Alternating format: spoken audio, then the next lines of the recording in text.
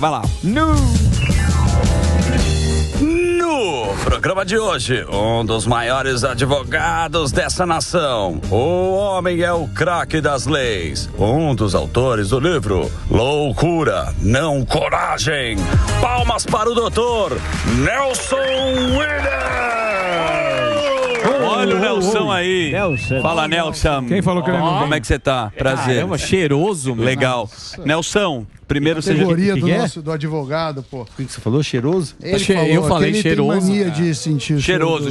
Deixa eu falar uma coisa, Nelson. Primeiro, obrigado pela sua presença aqui. Obviamente que você é um dos advogados do caso, né, do Gustavo Lima, que a gente vai abordar esse assunto. Mas você me disse que trouxe um livro aqui, então eu vou já divulgar o seu livro. Qual Vamos lá? Livro? Loucura, Não Coragem, aqui, ó. Vou mostrar aqui o livro do Nelson. Aqui, ó. É isso aqui, né? Exatamente. Loucura, não. Coragem. Loucura, você não. Sabe por quê? Coragem. Por quê? Porque o que difere coragem de loucura, ou o que diferencia coragem de loucura, é exatamente o resultado. Então, verdade. Se der errado, é louco. Se deu certo, poxa, que corajoso, hein? Poxa vida. Boa. Nelson, a gente tem uma audiência imensa aqui na Jovem Pan. Eu te acompanho na rede social. É um sucesso. Ele é um sucesso na rede social. Jogado de... Acho que também pegou o caso do Gugu, entre outras celebridades. João Adib, ele estava lá. Tem muita gente, né, que eu vejo que você trabalha com a turma que é bem forte. Mas existe uma exposição bem grande sua na rede social, né? São iates, carros maravilhosos, Bentley, seguranças. E eu acho legal dividir com o público, né? Que a gente também, hoje a gente está muito na rede social também, a turma gosta de mostrar a vida. Por que você resolveu abrir a sua vida? Porque você é um homem de posses, né? A gente vive num país, né, que a segurança, a gente sabe como é que é, mas você resolveu uma exposição. Por quê, doutor? Bom, primeiro que... Boa tarde a todos, né? Aos que nos assistem, aos que nos assistirão depois, né? Nos nossos canais.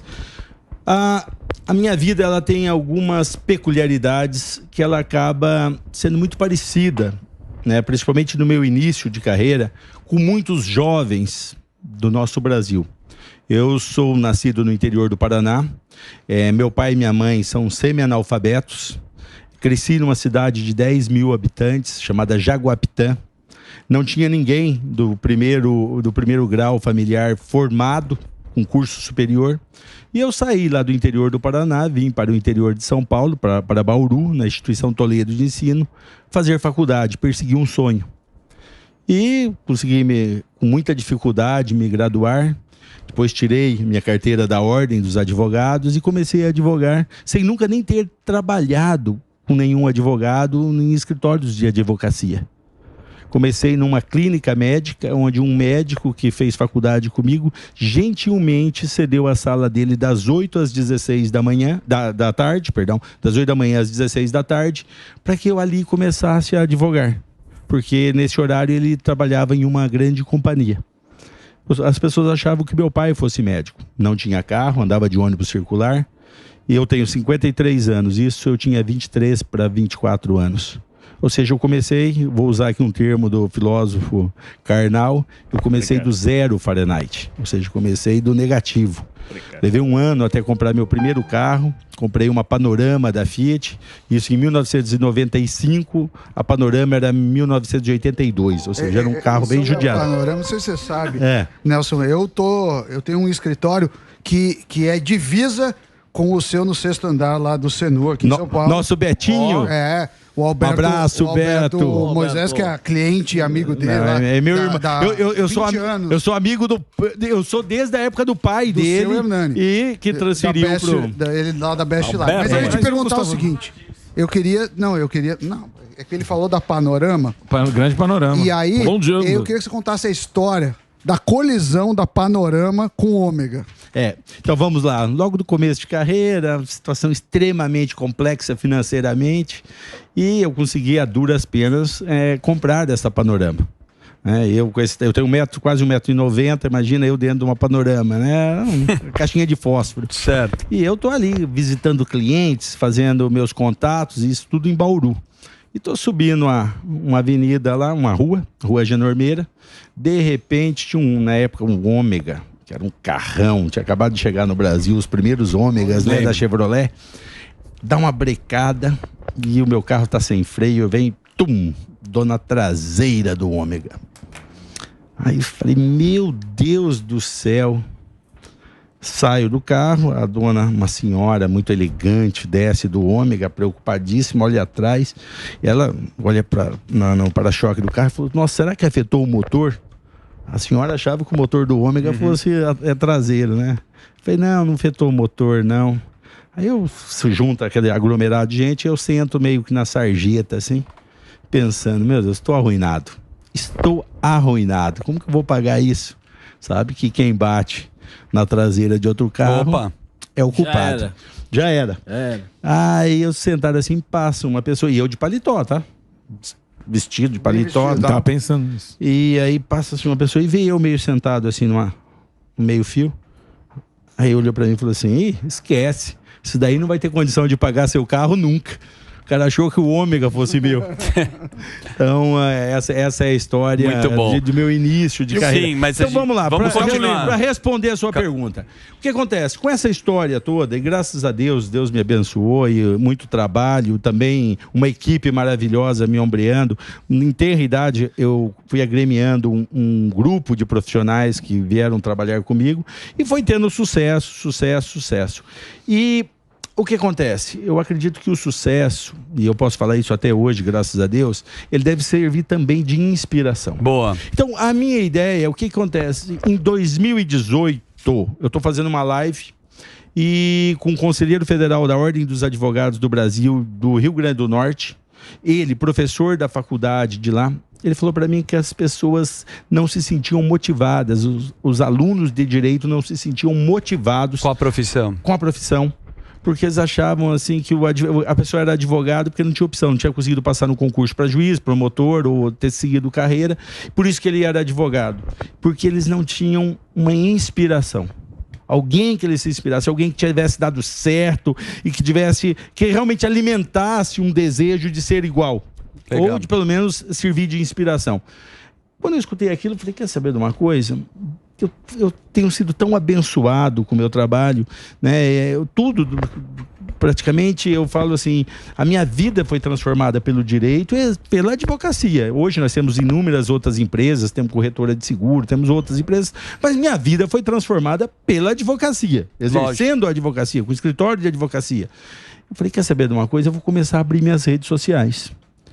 E não é a ideia de ser ostentação e de ser exibido, coisa assim, não. Eu falei, não, vou mostrar como eu vivo.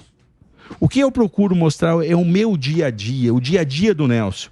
Então, o que é? Às vezes você ouve uma crítica, você ostenta, não sei o quê. Não, eu não ostento, eu mostro o meu dia a dia. É assim. Eu não minto, eu não fico mostrando o que não é meu, como se fosse meu.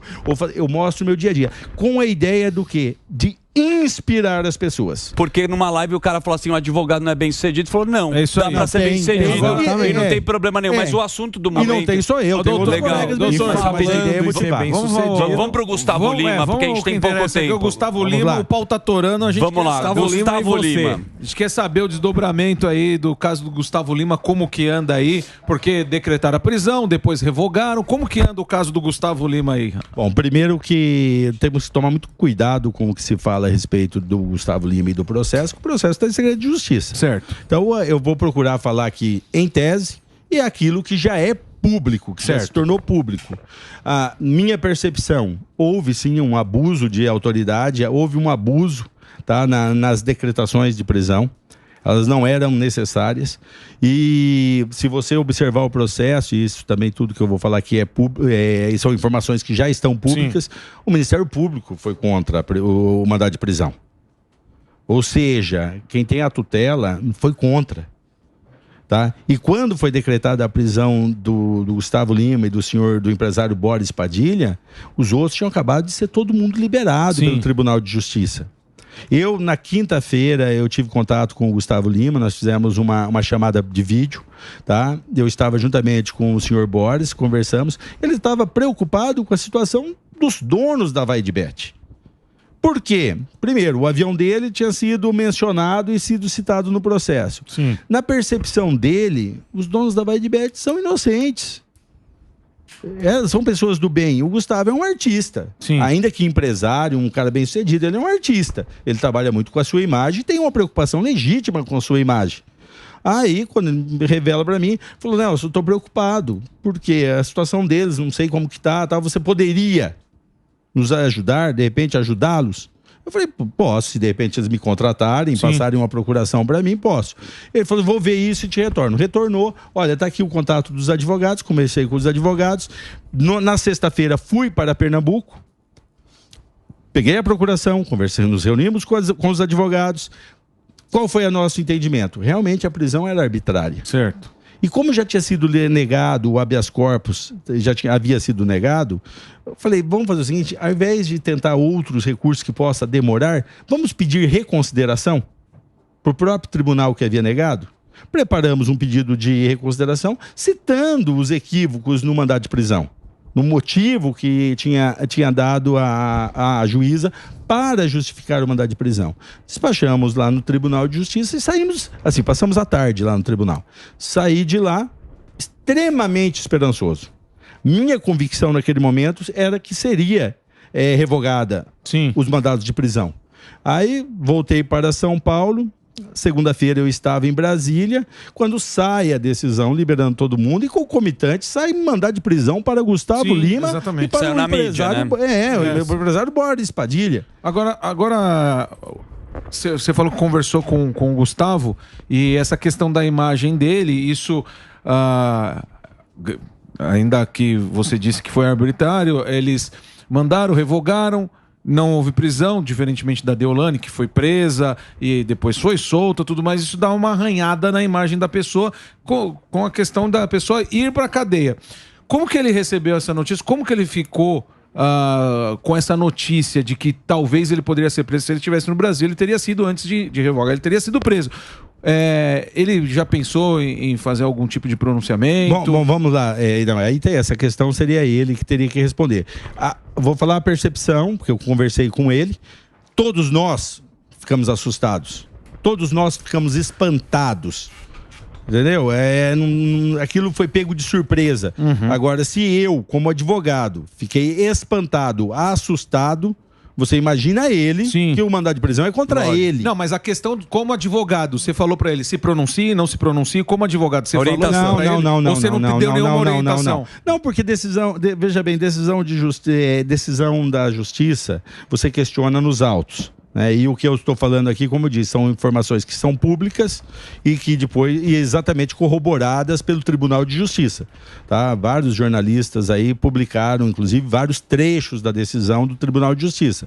Você vai ver que o Tribunal de Justiça foi muito claro e fica ali latente e patente que a decretação de prisão foi arbitrária. Sim, mas doutor, vamos agora para o nosso público entender um pouco, né? Quais são as acusações? Porque tem tanta história, e como a gente está na rede social, tem os cortes, o Gustavo Lima lá no Choquei, no Léo Dias, vai ser preso amanhã. Qual a relação direta do Gustavo com tudo isso que está acontecendo? São duas coisas, uma é a carona que ele deu no avião e a outra é a sociedade que ele tem numa bet. Eu gostaria que você colocasse para a gente essa ordem. Vamos lá, é importante, o Gustavo estava comemorando o seu aniversário. Comemorou com vários eventos, festas, e de repente se desloca para fora do Brasil. E leva uma série de pessoas com ele. E a informação que eu li na mídia é que o casal do proprietário da Vaidbet foram juntos, juntamente com outras pessoas. Fala-se inclusive em autoridades. Então o que acontece? Havia algum mandado de prisão contra os donos da Vaidbet? Não.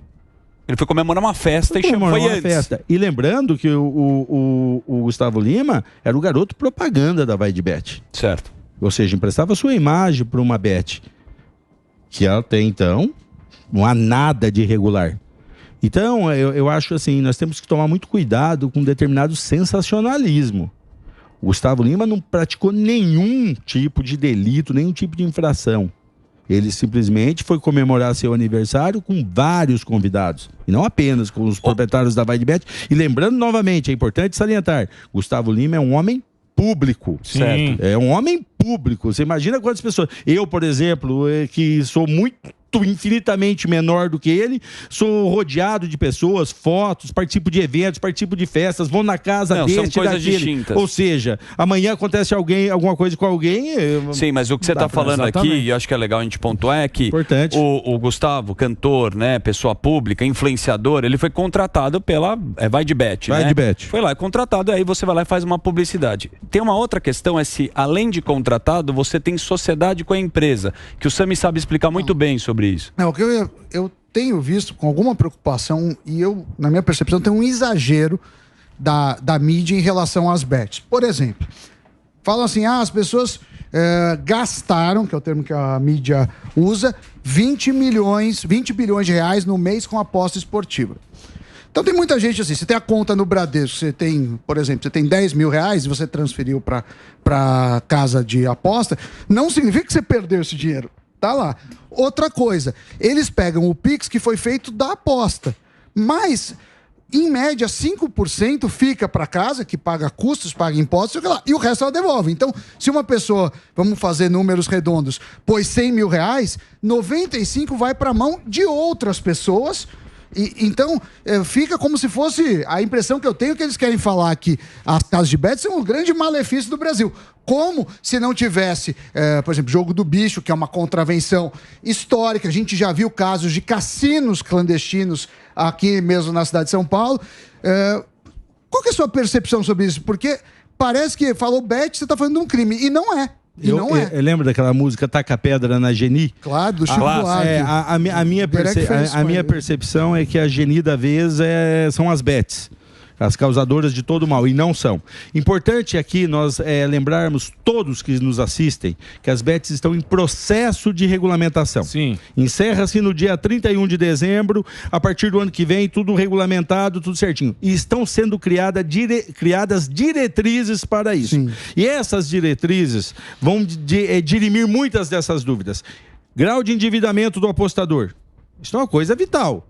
Alguém não pode apostar mais de X% do seu rendimento declarado. Eu acho que tem várias formas e fórmulas de você conter. Existe uma série de políticas que vão ser desenvolvidas para que seja feita de maneira saudável. Jogo responsável. Um jogo responsável. E muitas das críticas que eu vejo na mídia procedem, eu acho que o papel da mídia muitas vezes é realmente levantar uma questão, agora também tem que tomar cuidado com os exageros, os abusos. As bets não são o grande problema do nosso país, sabe? E nós temos que tomar muito cuidado, porque de repente começa agora um processo de marginalização de algo que está legal, para quê?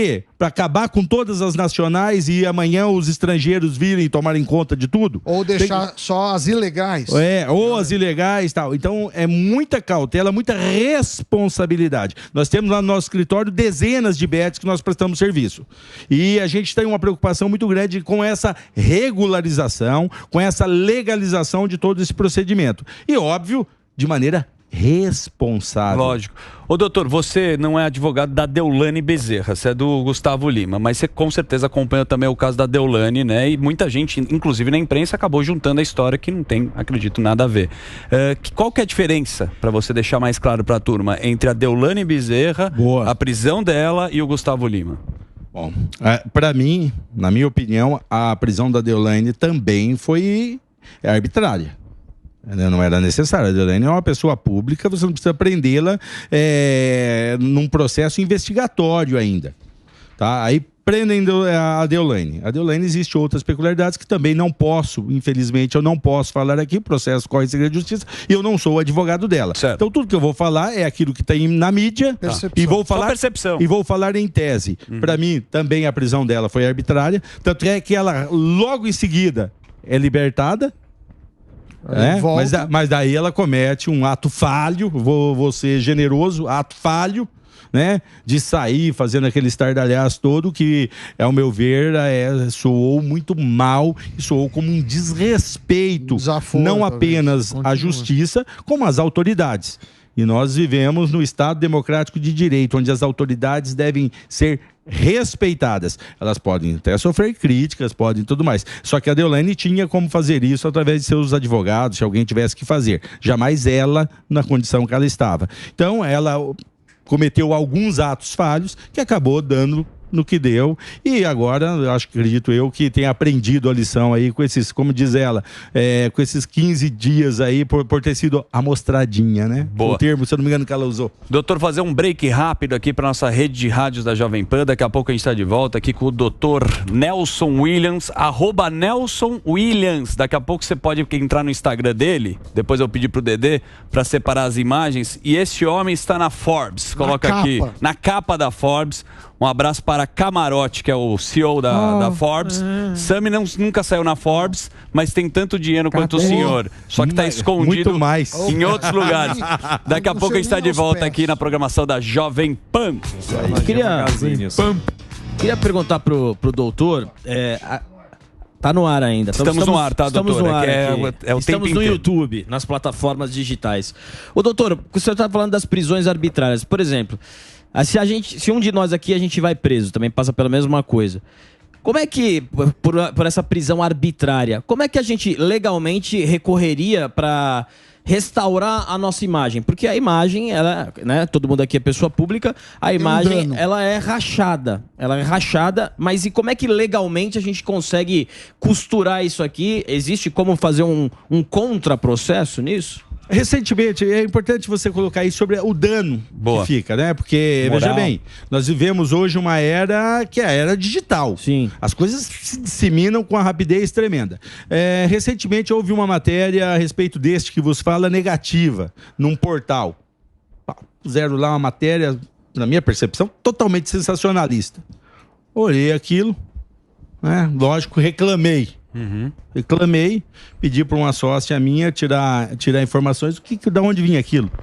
Não sou investigado, não sou nada, fui advogado da pessoa, participei como advogado. Aí disse que o COAF mandou um relatório lá, meu nome estava lá, mas estava o meu e mais trocentas pessoas, porque o relatório do COAF é completo. Mas pergunta lá por que disso. Qual foi a surpresa? Seu nome dá clique. Seu nome dá clique. Estão monetizando. Alguém ouviu isso, dá clique. Então, nós vivemos uma era também que é tudo rápido, busca-se de repente a chamar a atenção da audiência a qualquer custo, até sem se preocupar com a imagem das pessoas. Porque veja bem, eu, Nelson, ainda sou uma pessoa relativamente pública. Vocês aqui são pessoas públicas, vocês têm um canal de comunicação aqui que vocês podem se expressar. Hoje você tem até a tua rede social. E aquela pessoa que não tem? Que não tem como se comunicar. Como restaura-se a sua imagem? Ontem também um canal de mídia publicou uma matéria, né, deu uma notícia bombástica que a doutora Deolane veio de Recife para São Paulo com um avião privado do fulano de tal. O fulano de tal é meu amigo de longa data. Me chamou, falou, Nelson, olha isso. E aí? Não era meu avião, ela decolou 10 minutos antes com outra aeronave. Eu estava atrás para decolar, eu fui o próximo a decolar com o meu avião para outro lugar. Ou seja, ele já estava sendo bombardeado em Pernambuco com os seus amigos. Nossa, arrumando, emprestando o avião para a doutora Adelane. Agora, veja bem, não era o avião dele. Aí, de repente, derrubaram eu passei a informação para o canal, derrubaram a notícia, mas, veja bem, esse meu amigo, ele não tem Instagram. Esse meu amigo não tem redes sociais. Não é uma pessoa pública. Não, é uma pessoa pública. É uma pessoa muito bem sucedida, próspera, tem família, tem tudo. É uma pessoa conhecido e renomado na sociedade pernambucana e para todos aqueles que o conhecem. Como que ele faz? E a imagem dele? Tem um advogado, ele paga o senhor, que ele tem muita grana, porque ele tem um avião. Você conseguir colocar... Sim, sem dúvida. Não é o caso, mas já derrubou de uma vez. Então temos que tomar muito cuidado, porque qualquer operação policial, ela, de certa maneira, expõe as pessoas. E expõe as pessoas, depois, era inocente. Mandar de prisão contra o Gustavo Lima, contra Boris Padilha. Não era o caso, não sei o quê. Mas você tá brincando. Ô, doutor. Agora temos que tomar cuidado com responsabilidade. Aqui eu vou falar uma coisa para vocês. Nós lutamos muito durante a época da aprovação da lei de abuso de autoridade. E não, imagina, isso daí vai incentivar aos delinquentes, vai incentivar as pessoas que transgridem a lei. Não, senhor. As pessoas todas, o Estado democrático de direito, ele prima por uma coisa, não é absoluto, mas pela liberdade. As pessoas, elas são livres, sabe? São livres e devem responder pela sua liberdade, tá? Então vamos lá. Eu sofri uma prisão arbitrária. Quem determinou essa prisão arbitrária é que deve responder. No CPF.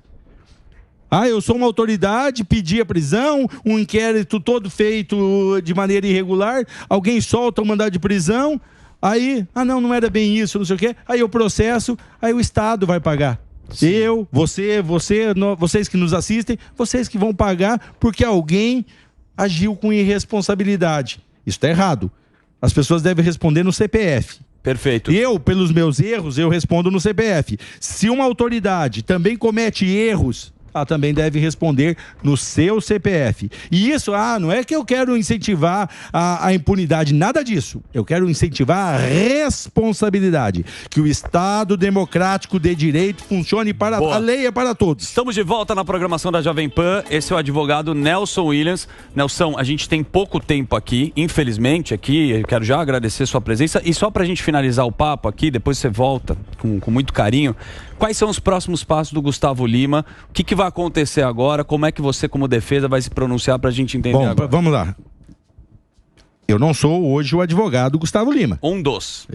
Veja bem, eu fiz um trabalho para ele naquele momento, quando ele me chama e pede e me autoriza. É importante deixar aqui claro. O Gustavo Lima tem uma equipe maravilhosa de advogados que com certeza... Está trabalhando. Estão trabalhando. Ele me chamou no momento de crise, me chamou por vídeo. Inclusive houve um questionamento, quem era o advogado, eu acho que era um negócio tão não, mas os próximos menos passos. Importante. O mais importante era exatamente o que foi conseguido, que é exatamente...